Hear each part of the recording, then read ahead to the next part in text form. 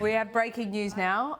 More on Israel in just a moment, but this is the New York governor on that incident on the border. Let's listen in. Before I describe the details, I want to be very, very clear to Americans and New Yorkers.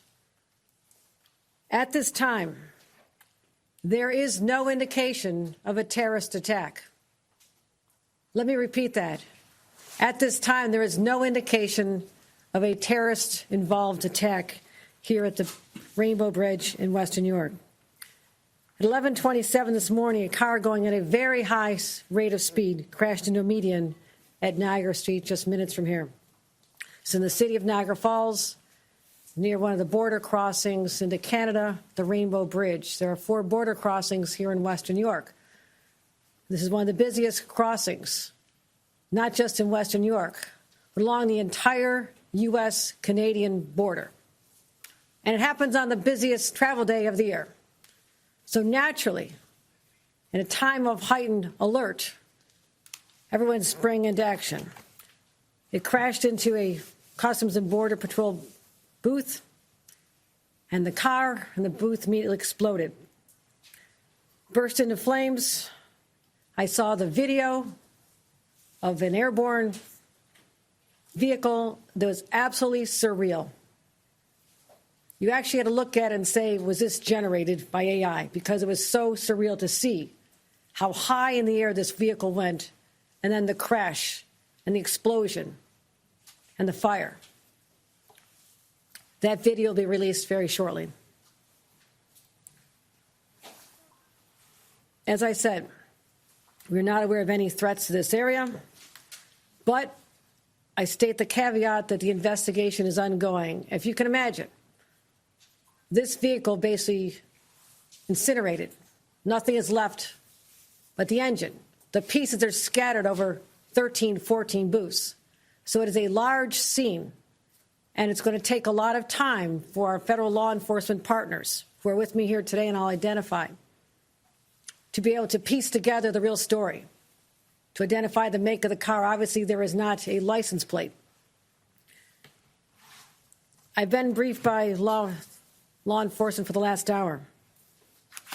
New York State Police, Colonel Andy Crow, Colonel Allen, other law enforcement officials. I've been joined by Andy Bowker, who's the special agent in charge of the Customs and Border Patrol. I was also briefed by the SAC from the FBI. Also was on the phone with Secretary of Homeland Security Mayorkas. The FBI Director, Christopher Bray, has reached out. The White House has reached out. My staff has been in communication with all of them. I spoke with Senator Schumer, Senator Gillibrand, Congressman Higgins, local law enforcement, as well as local elected officials, because the world is watching to find out what happened here. And again, at a time when there's such high anxiety, stress levels are already high, and we've been on heightened alert since October 7th. That's why it's so important for me to stand here and tell the world, based on what we know at this moment, and again, anything can change, there is no sign of terrorist activity with respect to this crash. We've identified that this is a local individual, a Western New Yorker. 2 individuals died in the vehicle. The Border Patrol individual working in the booth was injured. The booth literally protected that individual. They went to the hospital with minor injuries and have been released. There is also, again, the busiest travel day of the year. There's a major disruption in, first of all, our cross-border travel. Right now, the Rainbow Bridge will remain closed while law enforcement continues investigation. Again, this is a large, widely scattered scene, and we're trying to identify all the elements to make sure that there is no unforeseen situations that we need to address before we can open again to the public. We're going to make sure the public is safe. Okay, so those crossings still closed. That is the New York governor. She wanted to be very clear at the beginning of that media conference that there is no indication of a terrorist attack at this stage.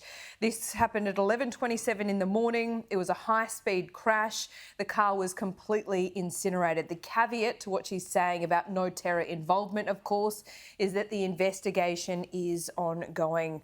But she was pretty clear in saying that there is no ongoing threat to that area at this stage. We will keep across that story for you. Of course, lots of witness accounts coming into the newsroom.